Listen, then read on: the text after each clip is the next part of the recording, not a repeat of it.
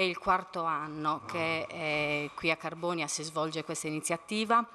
Ed è un'iniziativa che coinvolge sempre un grande numero di studenti delle scuole di Carbonia e anche provenienti da diversi comuni del Sulcis. Nell'occasione abbiamo preparato un laboratorio che rispettasse il tema posto da Tutte Storie di questo anno. Il tema era la sorpresa e in effetti abbiamo fatto una sorpresa ai bambini preparando un allestimento che può essere visto in 3D con allestimento inoltre del mercato romano, di bancarelle che ricordano il mercato romano e che in qualche modo si fondono con la pannellatura in 3D dove si vedono davvero scene da un mercato romano.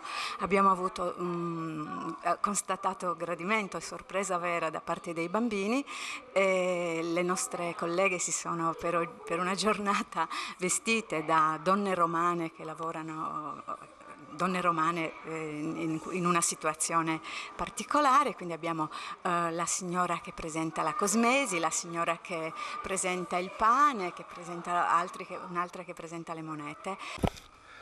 Buongiorno, voi sareste due antiche romane. Quanti sesterzi costano questi prodotti?